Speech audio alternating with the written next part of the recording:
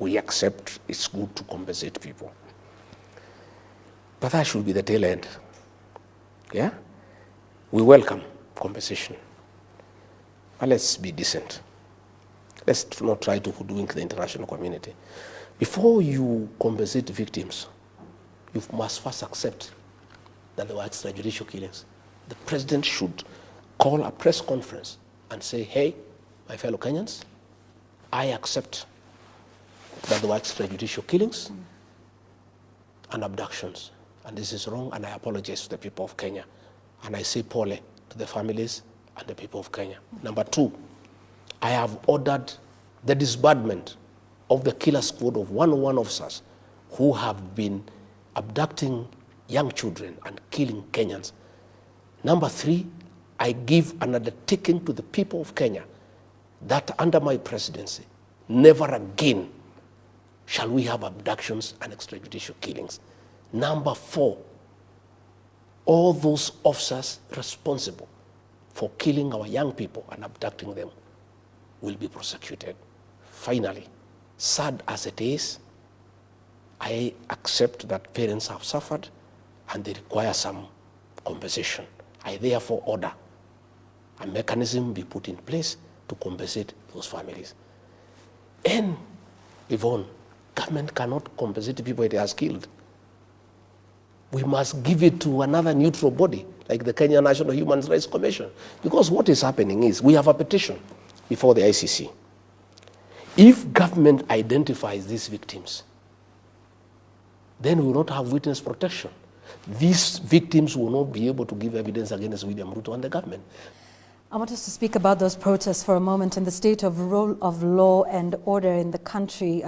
Since those protests, there have been the abductions, there have been the killings, and there's also now an attempt at charging some of those who are involved in the protests using terror charges in the terror charge sheet. What are your thoughts as to where we are now, the state of the nation now, following the protests, in terms of the state of the rule of law? There's been talk and questions of having dialogue at this point. What is your thought on the state of rule of law following everything we've seen with the protests in the country, and what the way forward or the way out of that impasse looks like? Yvonne, I saw the president gazetting Katiba Day, and I was flabbergasted as to how foolish William Ruto think the people of Kenya are. Katiba Day? He has violated the Constitution from the first chapter to the last one. Freedoms in the Bill of Rights have been taken away from the people of Kenya. These young people who were abducted, they were within their constitutional right to question government. Yet, and I have said many times, when the Gen Z started becoming very vocal, the president authorized the formation of a killer squad of 101 officers from the administration police who were seconded to the National Intelligence Service and given very high-skilled training in abductions, killings, and cover-up. And that is a squad that has caused havoc in this country. And it works under the National Intelligence Service. It was authorized by William Ruto. That is a squad that is responsible for gross violation of human rights. And what is sad, Yvonne, and this matter was raised with me in America, and I heard Akina Wetangula saying I went to talk bad about my country. I never talked bad about my country. I love my country. Kenya is a great country, and I told the people in America as much. But we have poor leadership. We have bad leaders.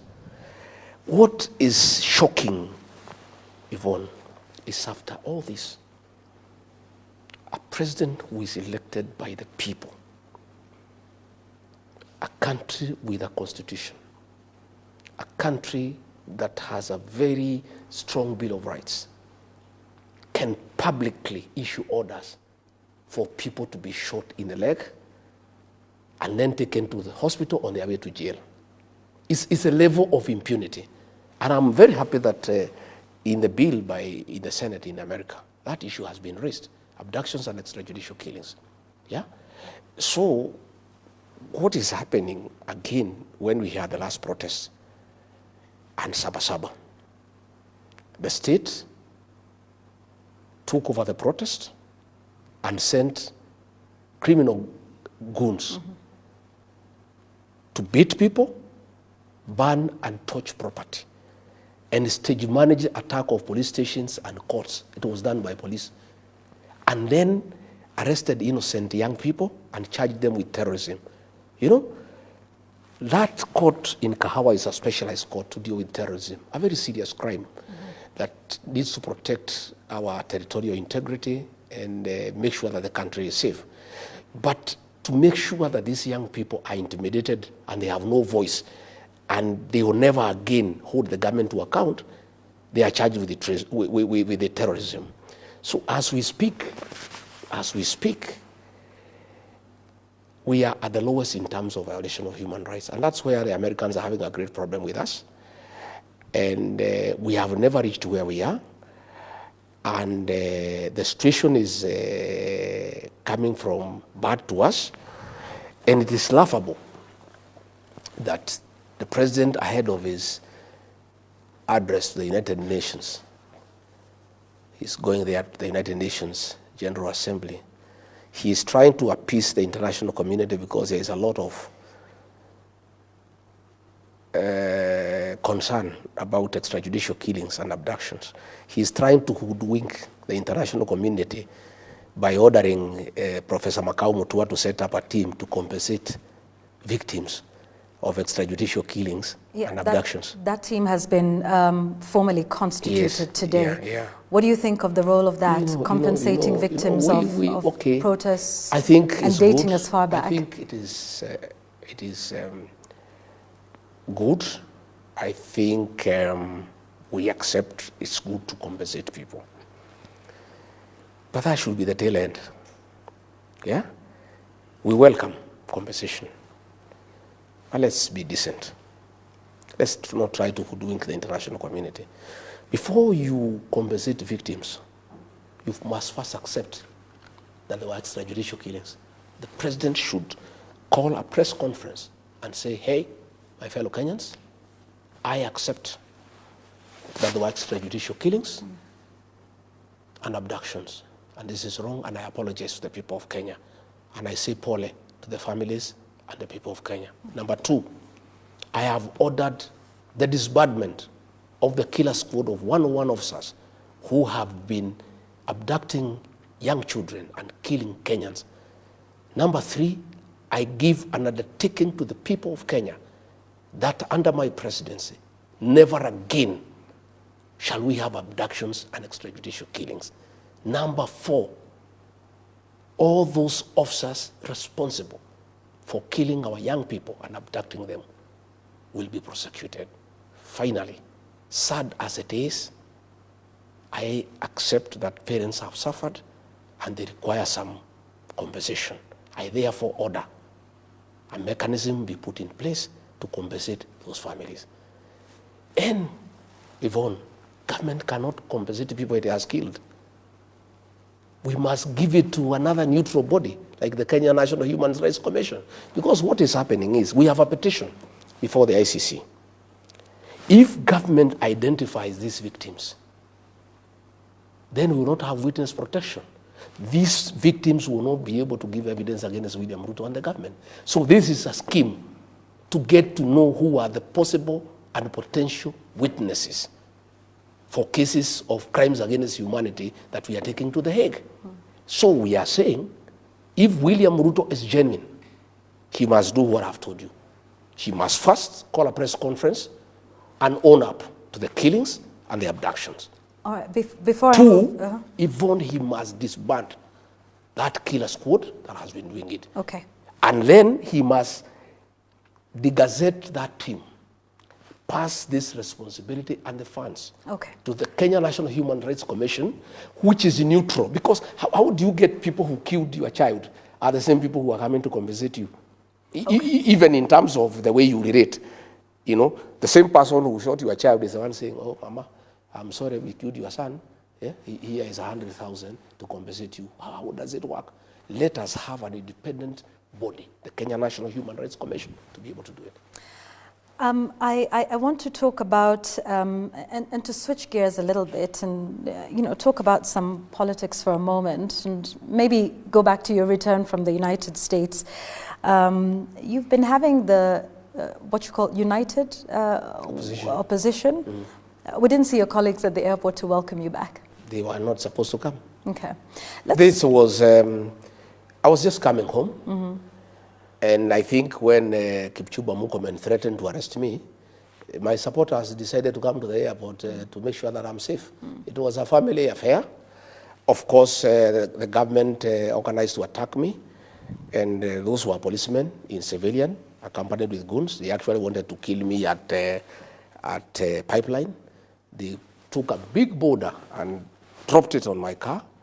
I escaped death by a whisker. And I think they wanted to kill me. And what Murkomen should know, that if he had killed me, there will be no country. There will be a civil war. And I don't know whether they know what they are playing around with. This country, where it has reached, people should not have such jokes. Those are jokes that are not good. We have a country. We have a country, Yvonne. And myself, what I did, we were supposed to go through Jogoo Road all the way and greet people in the Kamukunji. Yes. Me, I'm a very responsible leader.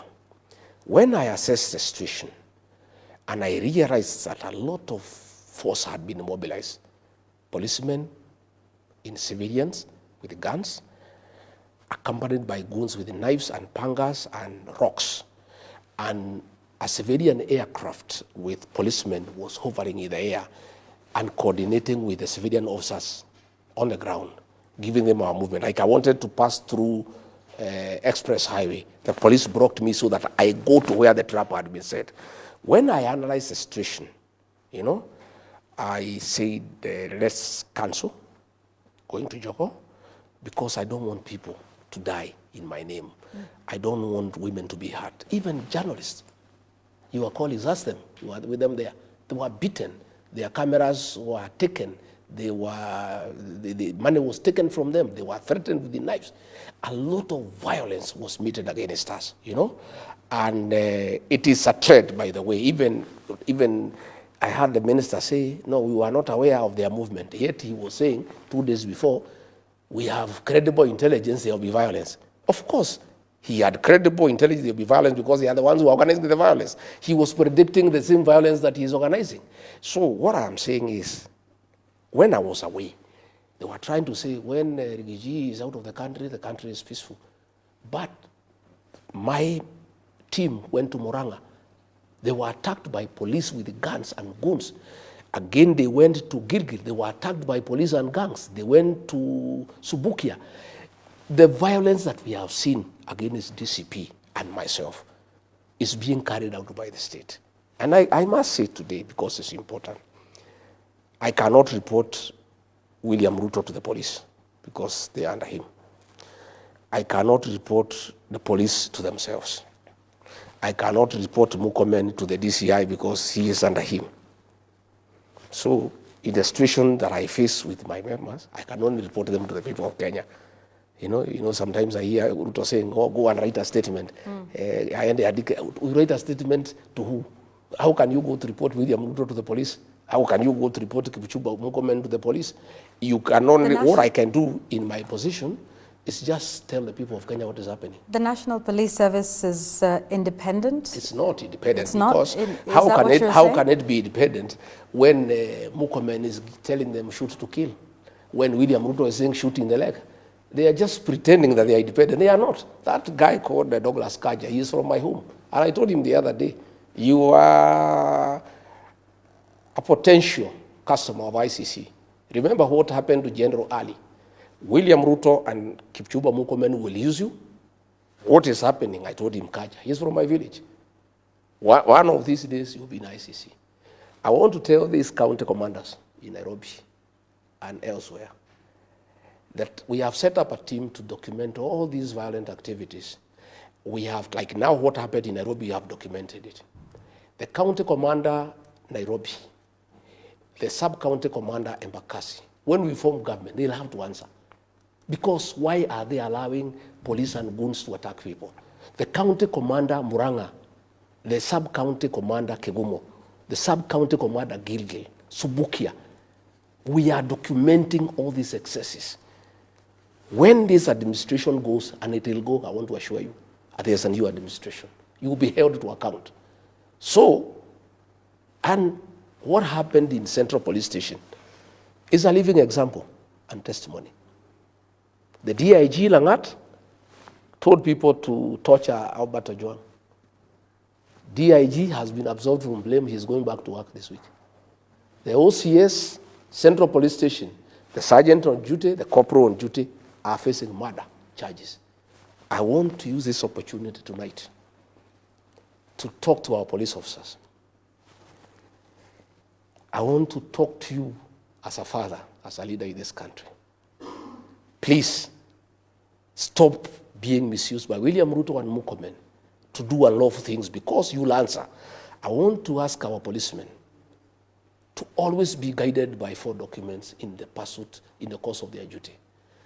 The Constitution of Kenya 2010, the Penal Code, Chapter 6.3, the Criminal Procedure Code, Cap 7.5, and the Evidence Act, Cap 8.0. With those 4 documents, you can hold your ground. And even if your senior tells you to do something that is not covered by those 4 documents, you can stand your ground. Okay. But I want to say, if the government has decided to stop the one-term movement, they want to assassinate Rigathi Gachagua by using police in civilians and then blame it on goons, because I can see the pattern. What they have done, Yvonne, if you allow me, I've been attacked now 7 times. In November 2024, I was attacked by goons covered by police in Limuru. Up to today, nobody has ever been arrested. On 28th December, I was attacked by a police officer in Shamata. Nobody has ever been arrested. On 6th April, I was attacked by goons and police in the Mweki, inside a PCA church. Nobody has ever been arrested. You know? Another day, I was attacked somewhere else. Now, I was attacked at the airport. What I can see, I was analyzing here with security experts yesterday, is that the government want to set up a trend where that Rigathi Gachagua is always attacked by goons, so that one day, police in civilian can shoot him dead, and then say the goons, and then order an investigation to arrest the goons when he is dead. What I want to tell them is, and I want to be very cautious, I want to say, it's important I say, because I have seen the trend of what is happening. I want to tell William Ruto and Kipchumba Murkomen, please, don't ban this country.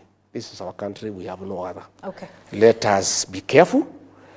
Don't do stupid things. Okay. Yeah? Thinking that you are stopping the one-term movement, yeah?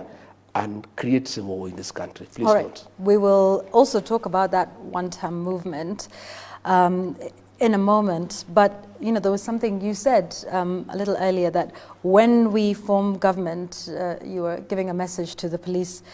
Let's talk about that now. In the United Kenya opposition, some of your supporters have been saying that of all the aspirants, you are best placed to run for president. Mr. Gachagua, can you confirm to us tonight if this is something that you are doing? Are you interested in running for president of the Republic of Kenya? What a question, Yvonne. Am I interested? Why not? I am a candidate to be president of the Republic of Kenya. I am qualified. I have support. I am looking for more support. And I'll be on the ballot as a candidate for president. Let's talk about you being on the ballot. How will that happen with your impeachment? What do you mean? William Ruto, Uhuru Kenyatta had charges against him, crimes against humanity. In The Hague, he was elected as president. They were not convicted. They were facing charges at the ICC. Nobody has been convicted. Do you think that's a fair comparison? Yes, the charges they were facing at the ICC? What the Constitution of Kenya says. What the Constitution of Kenya says. What I just want to tell you what it is. Yeah, for a moment. Can I ask the question? Okay. Okay. Do you think it's a fair comparison that they were facing charges at the ICC, facing charges? You, on the other hand, based on the laws of this country, face charges at the Senate. and were found guilty of some, not all, but enough to impeach you as Deputy President. John Weluke, the MP for Sirisia, was convicted and jailed for 74 years, okay, before the elections. Okay? He filed an appeal before the High Court. When the elections came, the law is very clear that the Constitution guarantees your right to fight for elective office, even if you have been convicted, if you have not exhausted the remedies available in law. Okay? Rigathi Gachagua has a matter before the High Court. It has not even been heard. It needs to go to the High Court, Court of Appeal, the Supreme Court, until the Supreme Court says Rigathi Gachagua was impeached properly. And if that happens, if the Supreme Court, I'm saying if the Supreme, and that's what I'm saying. If it says yes, if you go all the way, that's what I'm saying. And the Supreme Court says upholds your impeachment. If it does yes, if the Supreme Court opposes my impeachment, then I cannot run. Okay. It has not. The High Court has not. The Court of Appeal has not. Until that has happened, Rigathi Gachagua remains free to fight for office. And I don't want to discuss matters before court, but even the judges will take judicial notice of what is going on and how this guy called Rigathi was impeached. You know, the things are there. I don't want. That's what I'm saying. Because I don't want us to. But you see, you are the one. You are the one who brought things that were before the Senate. Here, those speeches were before the Senate. No. I was tried on the same issue, so you are trying me the second time. No. Those speeches were not as a result of the Senate. They were as a result of what you had said before. They were there. They were at the Senate. You were trying me a second time. Was I trying you a second time? Because you were asking me to make comments on matters I've already made comments before. No, we're holding you to account for statements that you make, Mr. Rigathi. Before I exhaust all the remedies available to me by law, and you know the law is very good. It gives somebody enough remedies so that you get fairness. Fairness, let me tell you what they say in law. They say it is okay for a guilty person to be freed, but it's unacceptable for an innocent man to be jailed. And we shall wait to see what the court say about that. That's why there are four mechanisms. Okay, I want us to leave it at that. Yes. And we wait to see what happens in the court of law and how far you take the process. But I want to hear your views on your other colleagues in the United Opposition who've also expressed interest in the top seat. What are your thoughts on Kalonzo Musyoka, the party leader of Wiper Democratic? He is a good man. He's a good leader. And he has the capacity to lead this country. Yeah, if I'm not chosen to be the flag bearer for whatever reason, I would have no issue, absolutely none, in supporting him to be president. What of Ms. Martha Karua? Same. Kalonzo Musyoka, Martha Karua, Fred Matiang'i, Eugene Wamalwa are all competent and capable leaders who can give good leadership to this country. And when we agree, because we have agreed that along the way, all the contenders will have to sit down and agree on one to be our flag bearer. I pray and hope that I'll be one, because I think I have the drive and the strategies and the numbers. And knowing William Ruto, because I know him well, I think I'm the guy who is best suited to take this guy home. Is unity possible? So, in case, Is unity possible? It's not. Or will we see everyone pulling in their own direction? It's a must. We have no choice. The people of Kenya have told us, in no uncertain term, they don't care who. They want one candidate to face William Ruto. We have a responsibility to restore this country. We have a responsibility to bring an end to extrajudicial killings and abductions. We have a responsibility to bring an end to corruption and misappropriation of public funds. And that can only happen when William Ruto is one term. And for that to happen, we need to produce one candidate to face him. Kenyans will not forgive any one of us, any one of us who plays around with that unity.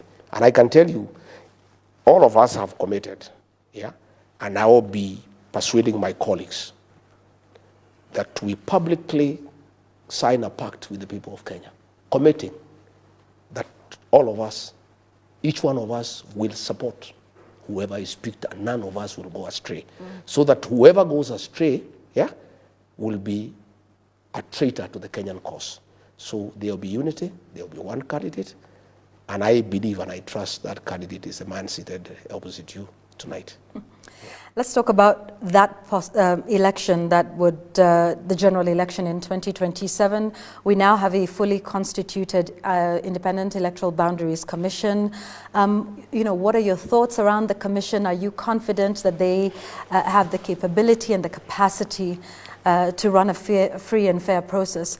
And we'll come back and talk about the by-elections in a moment, but I just want your first thoughts on the commission, the new commission. I am not very happy with the way it was picked, but nevertheless, it's in place. What aren't you happy with? Because there wasn't, I could see there was some consultation between Raila Odinga and William Ruto, who were on the same side, and therefore there was no concurrence with other people. But be as it may, the way I understand the Kenyan politics, and by the way, I'm a student of political science, and I've been around for a while in all these elections. I did my vast voting, I think, in 1979, and I participated in all these elections. And when electoral laws were changed such that votes are counted at the polling station, and the ruling by the Supreme Court in 2013 that polling station results are final, it made rigging of elections next to impossible. I want to assure the people of Kenya that nobody can steal our elections. And all we ask the IBC commissioners is to fast track and hasten voter registration and do good preparation for the general election and make sure that they make all the materials available and they put all the logistics that are required into place. And that is their role. The rest they leave it to Kenyans. Kenyans will wake up early and they will make a decisive decision. And I don't think anybody will interfere with the will of the people. All right. Before the general election, there are some by-elections that are coming up. Is DCP planning to field candidates? Yeah. DCP is a national party and will participate in our elections, including Banisa in Mandera. Yeah. All that talk you saw in Mandera was trying to discredit me and DCP in Banisa because our candidate, Adan Mohammed, is a leading candidate. And the people of Banisa want to elect a DCP candidate because they want somebody who can speak for them. Because UDA people are praise and worship choir members of William Ruto. And we have a candidate in Mbeere North.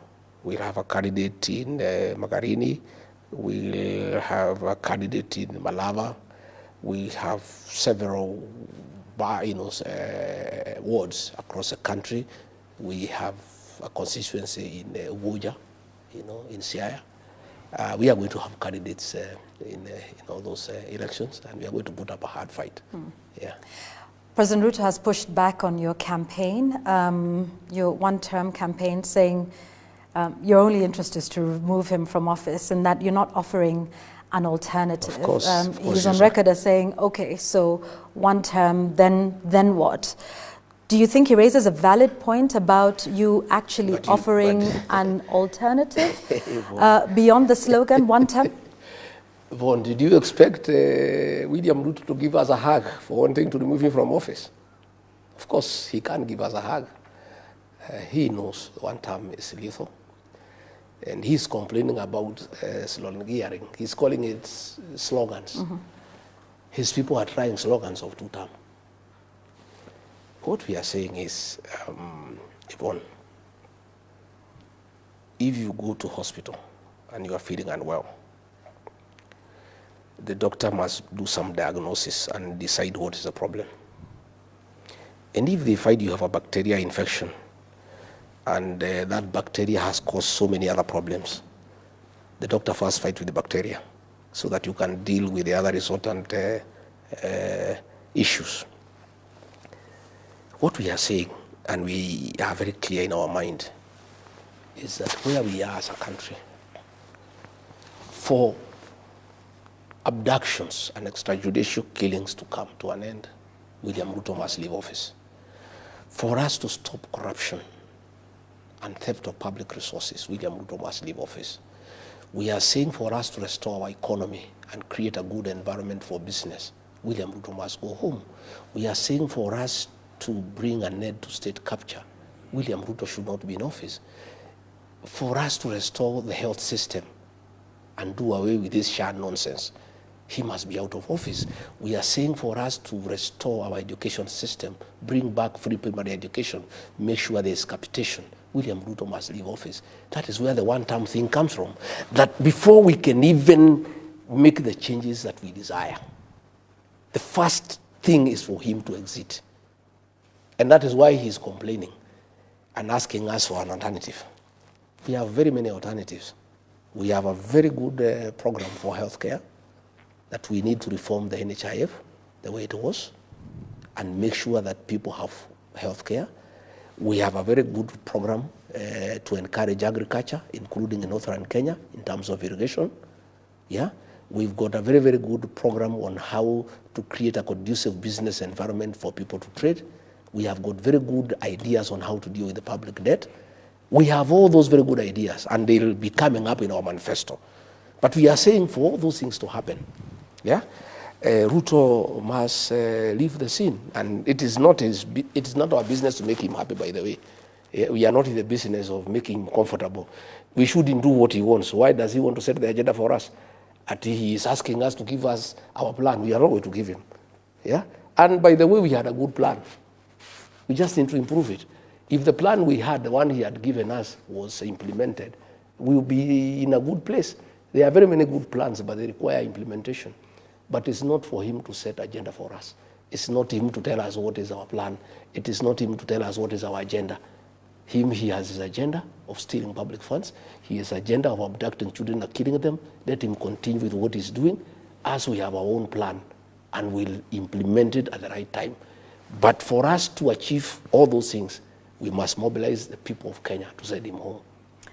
Mr. Gachagua, as we wind up our conversation here, what do you say to Kenyans, some on social media even tonight, who in response to this interview that we've had, say that you are merely a bitter person whose only interest is to exercise revenge from a man who you say has punished you, that everything you're doing, including the movement that you've just spoken about, is not necessarily about the country, but it's about you getting your pound of flesh against your impeachment, against the president with whom you have now fallen out with, that this is just about revenge between two men. Wow. And is not the interests of the country and Kenyans at heart? I don't think stopping abductions is revenge. I think it's the right thing. I don't think saying there should be no extrajudicial killings is revenge. I think it's humanity. I don't think stopping corruption is revenge. I think it's morality. I don't think stopping capturing of independent institutions is revenge. I think it's good governance. I am not interested in any revenge. I am interested in good governance. I'm interested in having a country that is working. I'm interested in having a happy population. I'm interested in having people going to hospital and getting drugs. I'm interested in having a country where children can access education. I don't think those things are anything to do with revenge. All I am saying is that for us that to happen, this man needs to exit. It's not revenge, it's necessity. It's necessity. It has nothing to do with revenge. I'm not a vengeful person, and I'm not interested. And I have nothing against William Ruto as a person. But I have a big problem with killing children. I have a big problem with corruption. I have a big problem with theft of public funds. Like now they want to buy Kenya pipeline. You know, Yvonne, surely, this pipeline is worth 600 billion. They want to buy it for 100 billion. And that is Ruto and his people. You know? I mean, these are things that we cannot accept. How do you call that revenge? We are simply patriots, people who must stand up for the people of Kenya. Here in Rongai, Yvonne, the community gave 158 acres of land to the PCA church many years back to hold in trust for community, for public amenities. The PCA church have been doing it. William Ruto has gone there and without any public participation, without talking to the church, hived 40 acres to put up 2,000 units of affordable housing. And it's not even affordable housing, they are commercial houses by private developers. We cannot accept that. His own family, they have gone there, they want to put up a private stadium. one of his sons. We cannot accept that. How do you call that revenge? I am simply a courageous leader who is standing up for the people of Kenya. And not many people are courageous. Let me tell you, Yvonne, what I have undergone myself, the humiliation, the persecution, the brutal attacks by police and goons, not many people can stand it. You know, I'm a man of a kind, but I've decided to do it for my country. And not for my community, for my country. Because somebody must do it. Somebody must stand out and say, no, this is not acceptable. You know? And since now, Raila was compromised. Parliament has been captured. Senate has been captured. Some character somewhere must stand up and say, no, we must stand up for the people of Kenya. That is what I'm doing. A closing statement from you, Mr. Gachagua? Yeah? Your closing thoughts? I want to say, I have seen our sugar factories in Western Kenya, Nzoia, Mumias, Chemil. They have all been leased. People have been rendered redundancy, and the sugar industry has collapsed. Bomas of Kenya has been leased to some Asians, you know, and Bomas of Kenya is a cultural heritage. Now we are giving it to Asians to run our own culture. You know, everything is being leased. And when you ask William Ruto, he is saying, because of mismanagement, we must lease everything to people who can manage them properly for a profit. What I want to ask my brother William Ruto, if the solution to mismanagement is leasing, since you have mismanaged Kenya, please advertise for the leasing of Kenya for the next 2 years. We get some people to lease Kenya because you are saying that is a solution. And finally, let me say this, Yvonne, I want to thank you and the media for what you are doing for Kenya, and you must continue. I want to acknowledge our TikTokers. They have become a powerful tool of communication in this country. I saw the other day Kipchumba Murkomen threatening our TikTokers that they should not push what I say. The TikTokers don't push anything from anybody, they push content. If you are saying something that is sensible and something that they think the people of Kenya need to know, they do it. So I want to thank our influencers, our TikTokers, our media for education, and you must continue doing it, you know. And I want, like now, please find out, I am told the Kenya School of Government, yeah, they also want to listen to some people from Dutch to do some housing. That's a very important institution for our governance. So all these things, the media must stay on top of things. You must be patriotic and you must go out of your way to call out this government, and working together with leaders like ourselves, I think we'll liberate our country, because we have a duty to preserve our country, because we have no other country than this one.